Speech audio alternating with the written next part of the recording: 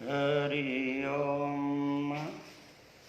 ओम स्वं स्वरूपं स्वं ब्रह्मरूपं सदा निर्विकारं सदा माश्रयेऽहं महाकान्तिशोभं जितं सद्गुणेशं प्रब्रह्मरूपं भजेजं बमीशम्। गतं रोगशोकं गतं वेशरागं प्रब्रह्मरूपं भजेजं बमीशम्।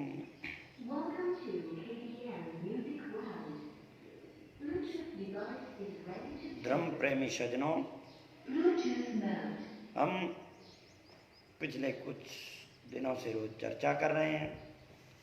हमारी चर्चा में हम लोहा पांगल रूपाराम, जिनको गुरु भगवान ने नाम दिया, उनकी चर्चा पिछले 3 दिन से कर रहे थे। उनकी चर्चा के मध्य में 4 शब्द जो रह गए थे, जो लक्ष्मण नाथ और उनकी मंडली के प्रति गुरु भगवान ने कहे थे, आज हम उन्हीं पर चर्चा कर रहे हैं। गुरु भगवान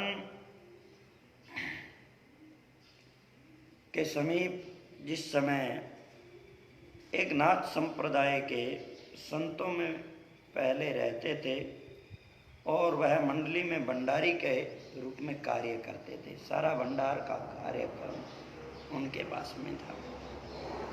वह अपने जो कर्म कर रहे थे उनसे वह संतुष्ट नहीं था, इसलिए वह एक दिन गुरु भगवान के पास में आया और हाथ जोड़ करके प्रणाम किया और आकर के कहा कि मुझे ज्ञान उपदेश दे करके मुझे सतपथ का रास्ता बताइए। गुरु भगवान ने उन्हें सतपथ का रास्ता बताया। उन्होंने विष्णु धर्म स्वीकार कर गृहस्थ आश्रम स्वीकार किया। एक दिन वह अपने गौओं और बछड़ियों को ढूंढता हुआ रेत के टीलों पर इधर उधर घूम रहा था। उसी समय नाथ संप्रदाय के कुछ, जिस अखाड़े में वह रहता था, जिनके मध्य में वह रहता था, वह संत मिले और जैसे ही उसी समय वह भोजन कर रहे थे तो उन्होंने उस सज्जन से कहा कि भाई कोई बात नहीं, आप अब गृहस्थ में चले गए हो तो कोई बात नहीं, पर आप भोजन तो कर लो। तब वह सज्जन कहने लगा कि मैं भोजन नहीं करूँगा, मैं भोजन नहीं जीमूँगा, मैं उस भोजन को पाना नहीं चाहता, क्योंकि जो व्यक्ति शुद्ध आचरण, शौच आदि आचरण से रहित हो, जो सद नियमों से रहित हो, उनके हाथ लगा हुआ भोजन मैं नहीं कर सकता, इसलिए आपसे मैं क्षमा चाहता हूँ। तब उन्होंने कहा कि हमारा आचरण कैसे गिर गया भाई, तो पहले तो हमारे बीच में ही रहता था, यह उपदेश कहाँ से मिला? बोले मुझे यह उपदेश गुरु भगवान जम्बेश्वर से मिला है और मैंने संकल्प किया है कि मैं शुद्ध आचरण वाले और जो हमेशा परमात्मा की साधना में रत और जो नियमों पे चलता हुआ जीवन व्यतीत करता है, सोच आदि जिसके आचरण में है, उसी के हाथ का भोजन करता हूँ। और वैसे इसलिए मैं अपने घर का ही भोजन करूँगा, मैं भोजन नहीं करूँगा। इस प्रकार से बात सुनी तो उन्होंने कहा कि तुम भाई कौन गुरु है तुम्हारा, कहाँ आए कहाँ गए? तो उन्होंने कहा, ये सब बात बताई तो एक साधु को बड़ा क्रोध आया और वह कहने लगा, अरे पागल, तो हमारे संप्रदाय को छोड़ करके दूसरे में जाकर के सम्मिलित हो गया और अब हमसे ही छुआछूत करता है। इस प्रकार से पुनः उनको डांटने लगा। एक साधु तो डंडा लेकर के आया पीटने के लिए, तो दूसरे साधु ने कहा कि इसको पीटने से क्या लाभ है। जो हमारे भक्तों को, जो हमारे साथ में रहने वाले को जो भटका रहा है, उसी के पास चलते हैं, उसी की परीक्षा लेते हैं, उसी को दंड देंगे। इस भाव से वह उसको वहां छोड़ करके और सम्राथल की ओर रवाना हुए। जैसे ही सभी त्रित होकर सम्राथल आ रहे थे तो सबसे आगे आगे एक दूत को भेजा लक्ष्मण नाथ ने। वह दूत जाकर के कहने लगा कि सिद्ध लक्ष्मण नाथ जी आ रहे हैं, आप चलिए उनको प्रणाम करो और उनसे क्षमा मांग लो। गुरु भगवान से कहने लगा, आप क्षमा मांग लोगे तो आपको वो क्षमा कर देंगे, क्योंकि आपने उनके संप्रदाय के एक साधु को आपने ग्रस्त बनाया है, उसको सत्य जो आपका रास्ता है संप्रदाय बदलवाया है, इसलिए आपने दोष किया है। आपको तो उनके पास में जाकर के क्षमा मांगनी पड़ेगी, वो बड़े सिद्ध हैं। गुरु भगवान ने पूछ लिया कि भाई सिद्धि में क्या है, तो बोलो वह एक दिन के अंदर 3 रूप बदलते हैं। कभी वह बाल बन जाते हैं, कभी वह तरुण हो जाते हैं, कभी वृद्ध हो जाते हैं। कुछ सज्जन समीप में बैठे हुए थे, उन्होंने कहा ये तो बाजीगर भी करता है, खेल दिखाने वाला। तो क्या वो बाजीगर है या कोई साधु है? उसको उस बात से क्रोध आया और इतने ही समय में समीप में लक्ष्मण नाथ आ गए और वहां पहुंचे। बड़े अभिमान में गुरु भगवान ने देखा, उनको अभिमान भरे शीतलता से बिठाया, क्योंकि हमारी परंपरा गुरु भगवान ने हमें ऐसा ही सिखाया है। घर आए आदरियो जीवन, जो हमारे पास में आ जाता है, जो हमारे समीप आ जाता है, हमारा कर्तव्य बनता है कि उसको आदर प्रदान करना चाहिए। अब लक्ष्मण नाथ को बिठा करके गुरु भगवान शब्द सुनाते हैं और कहते हैं, लक्ष्मण लक्ष्मण न कर ऐसा, मारे साधा पड़े विराम। लक्ष्मण सो जिन लंका लिवी, रावण मारो ऐसो क्यों संग्राम। गुरु भगवान कहते हैं कि हे लक्ष्मण नाथ, अरे आप ये लक्ष्मण लक्ष्मण क्या कर रहे हैं? ये मत कहो लक्ष्मण। क्यों?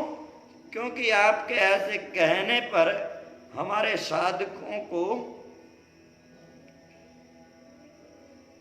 भ्रांति होती है, पड़े विराम, भ्रांति हो जाती है कि क्या ये लक्ष्मण, क्या वही लक्ष्मण है जो लक्ष्मण सोजिन, लक्ष्मण तो वो था जिन्होंने अपने व्यूह से पूरी लंका को घेर रखा था,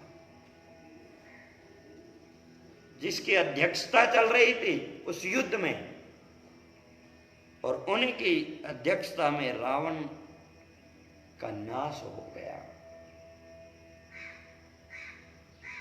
रावण राम के हाथ मर उसके विनाश का जो व्यूह चल रहा था, जो युद्ध चल रहा था, उसमें अग्रणीय लक्ष्मण थे। ऐसा क्यों संग्राम, उन्होंने ऐसा संग्राम रचाया और कहा कि वो लक्ष्मण 3 भवन को राजा, वो तीनों लोकों के राजा, जिन तीनों लोकों में जिनका आदेश चलता। तेरे एक न गांव, तुम्हारा तो एक गांव पर भी आदेश नहीं चलता, और उनकी तो 3 भवन। त्रिलोकी में जब वह गरजते तो त्रिलोकी कांप पड़ती, जब बोलते तो अब उनके सामने तो लक्ष्मण के तो लग 84 जिया जुनी, लक्ष्मण के वशीभूत तो 84 लाख जिया जुनी उनके वशीभूत थी। मर तेरे एक न जीव, तुम्हारा जीव ही तुम्हारे बस में नहीं है। अंतःकरण के वशीभूत, काम क्रोध लोभ के वशीभूत तुम अपना जीवन व्यतीत कर रहे हो और लक्ष्मण की बात कर रहे हो। लक्ष्मण तो गुणवंतो जोगी, लक्ष्मण के तो एक एक गुण में जोग भरा हुआ था, योग भरा हुआ था। जिसने कभी जब तक रहे सेवा में एक बार भी आंख झपक करके नहीं देखा, ऐसा योग। कभी किसी के अंदर द्वेष भावता से किसी को नहीं देखा, इतने सहज गुणों से भरे हुए ऐसे लक्ष्मण। तेरे वाद विराम, तुम तो वाद विवाद कर रहे हो, तुम्हारे भीतर तो वाद आदि भरा हुआ है। लक्ष्मण का तो लक्षण नहीं, उन लक्ष्मण का तो एक भी लक्षण तुम्हारे भीतर नहीं है। शीश किस विधि निभाऊं, ये हमारे साधक विचार कर रहे हैं कि इसको किस विधि से शीश निभाना, इनको प्रणाम किस विधि से करें। क्या वो लक्ष्मण ये हैं और ऐसे हैं वो लक्ष्मण? ये भ्रांति पैदा हो रही है। इसलिए आप अपने आप को लक्ष्मण मत कहिए, क्योंकि लक्ष्मण तो बहुत है। उसी मंडली के एक साधक ने कहा कि वो तो लक्ष्मण थे, पर लक्ष्मण ये भी है, ये भी कुछ कम नहीं है, ये बड़े साधक हैं, इनकी साधना बड़ी पूर्ण है। गुरु भगवान ने कहा साधना के बारे में जानते तो हैं।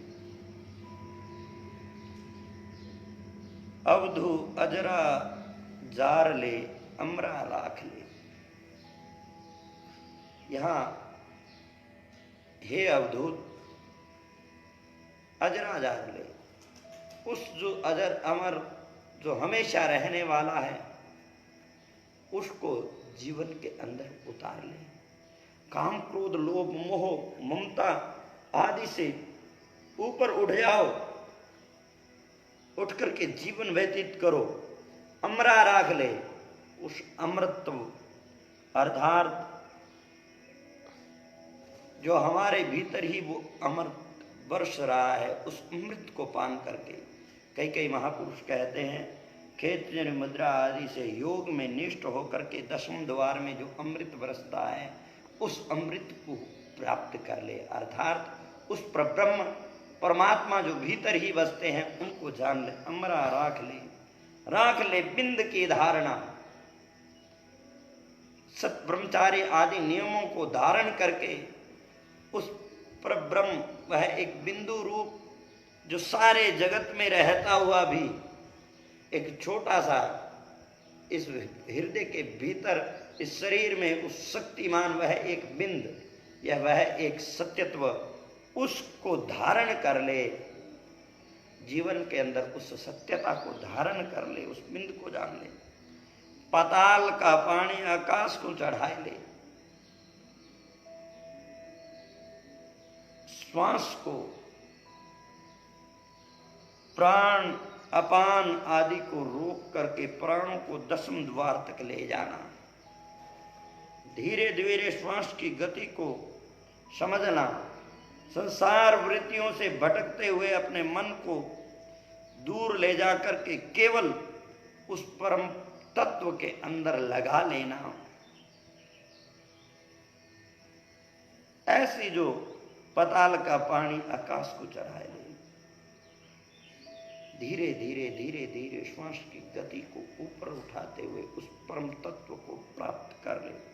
भेंट ले गुरु का दर्शना, वास्तविक उस पर ब्रह्म परमात्मा को अनुभूति कर ले, उनके दर्शन कर ले। जब तक उन तक नहीं पहुंचेगा तब तक ये कोई साधना सब। तब एक साधक ने कहा कि आप क्या बात कर रहे हो, इतने बड़े साधक हैं लक्ष्मण नाथ, वो अपार योगी है, इनसे कहते हो ये तो वैसे ही इन्होंने सब कुछ जीता हुआ है, ये तो स्त्री जाति का मुख भी नहीं देखते, संसारिक विषयों के बात क्या करते हो आप? स्त्री को देखना भी ये पसंद नहीं करते और ऐसे योगनिष्ठ हैं। इसलिए गुरु भगवान ने कहा कि इसे योगनिष्ठ कहते हैं, इसे ही जिसके अंदर भ्रांति हो वह योगनिष्ठ। क्या स्त्री क्या पुरुष, योगी के लिए तो क्या पेड़ क्या पौधा, सब में वही नजर आना चाहिए, परब्रह्म परमात्मा वही वास्तविक योगी है। तभी गुरु भगवान ने कहा कि ये भेदभाव, तभी शब्द सुनाया और कहा तैया सासू तैया मासू, वही श्वास है वही मास है, तैया देहद मोई। गुरु भगवान कहते हैं कि वही देह है, रक्त मांस आदि सब के सब वही हैं। जो स्त्री में है वही पुरुष में है, जो पुरुष में है वही स्त्री में है। वही 5 ज्ञानेंद्रिय कान नाक आंख त्वचा जीभा वही, और वही कर्मेंद्रियां, यहां हाथ पैर वाणी, और यही पंचद्वार पंच प्राण आदि 4 अंतःकरण यही स्त्री में विद्यमान रहते हैं और यही पुरुष में विद्यमान रहते हैं। फिर भेद किस बात का? उत्तम माध्यम क्यों जानीजे? फिर वो उस पुरुष को श्रेष्ठ और स्त्री को अधम क्यों माना जाता है? यहां तो सब कुछ वही है, सब में एक ही है, तो फिर किसको अधम मानते हैं, किसको उत्तम माने? क्योंकि है तो सब एक ही। विवरस देखो लोई, इन सबको छोड़ करके उस रस को देखिए जो सब में विद्यमान है। अगर उसको देखने वाला ही और जाके बाद विराम विराम आसो श्वासो सरसा बोला चाले, जो जिसके भीतर वाद विवाद राग द्वेष भरे हुए हैं, सरसा भोला चाले, वह हमेशा इसमें भटका हुआ, उस रस से रहित, काम इस संसारिक रसों के सहित जिसका जीवन है, ताके भीतर छोत लकोई, जिसके भीतर में छोत यहां भेदभाव, जिसके भीतर भेदभाव छुपा हुआ है, वह व्यक्ति साधक कैसा हो सकता है? ऐसी कौन सी साधना है जिसके अंदर भेदभाव छुपा हो? जाके बाद विराम विरासो भोलो भागे, जिसके अंदर से वाद विराम राग द्वेष आदि सब मिट करके वह उन भोले कर्मों से दूर चला जाता है, ताकि मूल छोत न होई, उसके भीतर कभी भी द्वेष नहीं होता। वह वास्तविक उस मूल को देखता है कि सब में वह परमात्मा है, वही साधक है। गुरु भगवान कहते हैं दिल दिल आप खुदाए बंद जागियो, बार बार भीतर देखिए आप खुद, जो मेरे भीतर जो रह रहा है, खुद के भीतर जो रह रहा है वह परमात्मा तत्व, उस बंद से जागो, उसको जगाओ कि मेरे भीतर जो शक्ति रह रही है उस भीतर की शक्ति को सब दिल जाग्यो सोई, और वही सबके भीतर जागृति और से सबको प्रकाश देने वाली वही सबके भीतर रह रही है। इस बात को समझिए, जो मेरे भीतर है वही सबके भीतर है। जब तक ये नहीं मिटेगा, ये नहीं समझोगे, तब तक कैसे योगी हो सकते हो, कैसे साधक हो सकते हो? गुरु भगवान कहते हैं जो जिंद हज काबून जागियो, कोई जाकर के हज काबे में वहां जाकर के कहते हैं कि मैं जागृति को प्राप्त हो गया। वहां जाने से जागृति नहीं आने वाली है, कहीं भी जाने जागना पड़ेगा। थल सिर जाग्यो जो इसी थल मतलब है शरीर, स्थान, सिर, इसके भीतर ही, जो इसके भीतर ही जाग जाएगा, बाहर भटकने की जरूरत नहीं। जब भीतर जागेगा तब बात बनेगी, बाहर जाने से कोई जागृति नहीं मिलती। नाम विष्णु के मुश्किल घाते ते काफर शैतानी। जो उस सर्वव्यापक परमात्मा को पहचानने में जो द्विधा उत्पन्न करता है, जो सभी को सर्वव्यापक परमात्मा को जो विचार करता है, उसको जो तंग करते हैं, अर्थात जो उस बात को नकारते हैं और उसमें द्विधा उत्पन्न करने वाले ते काफर शैतानी, वही राक्षस हैं जो स्वयंता को न जान करके, सब में परमात्मा है उसको न जान करके दूसरों को जो दुख देने वाले, उन्हीं को ही काफर कहा, उन्हीं को ही राक्षस कहा है। हिंदू होय के तीर्थ नावे पिंड भरावे ते पण रैया ईमानी। हिंदू होने के बाद तीर्थों में जाकर के स्नान करता है और पिंड दान करता है, जो चले गए उनको दान दे रहा है, उनके लिए दान दे रहा है। ते पण रैया ईमानी, वह खाली ही रह जाता है, वह प्राप्त कुछ नहीं कर पाता, क्योंकि प्राप्त करने योग्य जो चीज है उसको वह खो देता है, वह पहचानता नहीं। फिर कहा जोगी होके मुंड मुंडावे कान चिरावे चिरगट पैरे और गोत्र हटड़ी धोके तेपण रैया ईमान। जोग धारण करने के बाद मुंडन कर लेता है। एक जगह तो गुरु भगवान मुंडन, जटा बधाना, कानों में कुंडल पहनना सभी को निवृत्त करते हैं, मगर यहां कह रहे हैं केवल जोगी वही नहीं जो कोई मुंड मुंडा ले। यहां तो जब तक मन ना मुंडे तब तक जोगी नहीं हो सकता, मन को। मगर यहां बात चल रही है कान चिरावे, कान बढ़ा करके उसमें बड़े बड़े कुंडल पहनने से कोई जोगी नहीं होता। गोठ हटड़ी धोके, यहां दो अर्थ है। गोरख, इंद्रियों को वश में न करके केवल संसार की वस्तुओं में लगा हुआ, और एक यहां केवल समाधि और केवल शमशान घाटों में जाकर के वहां उनकी पूजा और उनकी सेवन करना, ये कोई जोग नहीं है। जोग तेपण रैया ईवानी, वह भी खाली ही रहता है, उसको भी कुछ मिलता नहीं है। केवल तुर्की हो ओए हज काबो धोके भूला मुसलमानी, वह उस मूल तक पहुंचने वाले, और मगर कर क्या रहे हैं? केवल हज आदि को धोखते हैं, वहां जाकर के वहां पूजा पाठ करने से उससे बात बनने वाली नहीं है, वो तो केवल भूले हैं। के पुरुष और जागेला थल जाग्यो निज वाणी। कोई कोई बिरला पुरुष है, वह जो जगेगा वह कोई कहीं जाने से नहीं, थल सिर जाए, यहीं इसी के भीतर ही जगना पड़ेगा।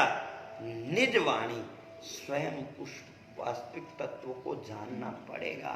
जब उस वास्तविक तत्व, उस आत्म तत्व को जान लोगे तभी जागा हुआ कहलाएगा, कहीं पार भटकने से नहीं, इसके भीतर ही जगना पड़ेगा, यही जगना पड़ेगा। जब जगोगे, जब प्रकाश होगा तभी बात बनेगी। गुरु भगवान कहते हैं जी के नादे वेदे शीले शब्दे लक्षणे अंत न पारू। जिसके नाद में, जिसके श्वास में भी, हर एक श्वास में उसी का रमण चल रहा हो, सर्वव्यापक परमात्मा ही जिसके रमण कर रहे हो। वेदे, जिसके विधियते, जिसके विधान में, हर कार्य में वो परमात्मा जुड़े हुए हैं, वो परमात्मा सब में वही बैठे हुए हैं। शीले, जिनका शीतलता अर्थात सभी से स्नेह है, बड़ा प्रेम है, शब्दे जो उस ब्रह्म में समित है, उस गुरु में जो लगा हुआ है कि सब में वही है, हर एक ध्वनि भी उसी की है, ये बात जो समझ लेता है। लक्षणे अंत न पारो, और तो उनके लक्षण क्या बताऊं, उनके लक्षणों का कोई अंत और पार नहीं है उस योगी के। अंजन माही निरंजन, वह भीतर ही, हृदय के भीतर ही उस परमात्मा को देखता है जो सभी से, सभी में रहता हुआ भी सबसे किसी से छूता नहीं है, सब में रहता है, सब उसी के द्वारा चल रहा है, मगर फिर भी वह सबसे अलग है। और निरंजन आछे सो गुरु लक्ष्मण कंवारो, वही वास्तविक में उस ब्रह्म को जान लेता है, वही वास्तविक में उन लक्ष्य को प्राप्त करने वाला वह साधक है, दूसरा कोई साधक नहीं, वही लक्ष्मण है। आप कौन से लक्ष्मण हो, आपके अंदर कौन सी योग्यता की बात है। जब ये बात सब गुरु भगवान ने समझाई, उनके भीतर अभी भी ज्ञान नहीं जगा, उनके भीतर अभी भी ये बातें जब सुनी तो खड़े होकर के वहां से चले गए वो सभी के सभी, वह मंडली सबकी सब चले गई, क्योंकि वह केवल अपनी प्रशंसा, ज्ञान को वह महत्व नहीं देते, शरीर के कर्म और इन सिद्धियों को ही महत्व देते, खुद को कोई महत्व नहीं देता। जो जितने चमत्कार दिखाए, उन चमत्कारों को यहाँ नमस्कार है, वो उस वास्तविक गति को नहीं जानते। गुरु भगवान कहते हैं जो तुम आयो सो तुम धरपो, जो जैसे मेरे पास में आता मैं उनको वैसे ही समझाने का प्रयत्न करता हूँ। अब गुरु भगवान ने वैसा ही किया कि जो वो दूर जा करके कहीं बैठ गए, तब गुरु भगवान ने कहा कि ये ऐसे नहीं मानने वाले, इनको कुछ सिद्धि दिखानी पड़ेगी, अर्थात इनको कुछ दिखाना पड़ेगा। इसलिए गुरु भगवान ने अपने पास से निहाल चंद, जिनको हमारी मारवाड़ी भाषा में कहते हैं निहालिया, जो गुरु भगवान के पास में शिष्य के रूप में रहते, हमेशा परमात्मा का चिंतन करते, उन संतों को भेजा कि जाओ उन संतों की मंडली के सामने अधर आसन लगा करके बैठ जाना, और जब तुम अधर आसन लगा करके बैठ जाओ, वो भी लगाने का प्रयत्न करेंगे, मगर आप जितना ऊंचा ले जाओ उतना ऊंचा ले जाना। निहालिया के मन में विचार आया कि मैं आसन लगा पाऊंगा या नहीं लगा पाऊंगा, पहले लगा करके देखूं तो सही। खुद ही लगा करके देखना जाते हैं, मगर आसन लगता ही नहीं, बैठ ही नहीं पाते अधर। गुरु भगवान के पास में गए कि कैसे होगा ये, मैं तो बैठ ही नहीं पाता। गुरु भगवान ने सिर पर हाथ घुमाया, कमर पे हाथ रखा और कहा जाओ सब हो जाएगा, चिंता छोड़ो। क्योंकि जो विश्वास होना चाहिए, यहाँ विश्वास नहीं होता। हम परीक्षा लेना चाहते हैं, वो परीक्षाएं कभी पूरी नहीं होती, पर विश्वास से हर कार्य हो जाता है, विश्वास जरूरी। अब जो ही वहां उन लक्ष्मण नाथ की मंडली के सामने जाकर के बैठे और जाकर के अधर आसन लगा करके बैठ गए। अब अधर आसन देखा सबने, तो सारे के सारे उनको प्रणाम करने लगे। सबने उन्हें आदेश आदेश आदेश कहा। निहालिया कहते कि आपको जिसको कहना है उसको कह नहीं रहे हो, जिसको नहीं कहना है उसको कह रहे हो। मेरे पास में कोई सिद्धि नहीं है, बस मेरे गुरु की कृपा है, उसी के कारण मेरे पास कोई साधना नहीं है, मगर मैं उन साधक, उन गुरु जो सब साधनाओं से संपन्न है, सब साधनाएं उनके भीतर घटती है, मैं उनका शिष्य हूं। आज उन्हीं के कारण सब कुछ है। आज ये आसन लगाना ये उन्हीं की कृपा, केवल उनकी कृपा मात्र है। इतना जब सुना तो सभी ने कहा चलो मिलते हैं, क्या गुण है उनमें।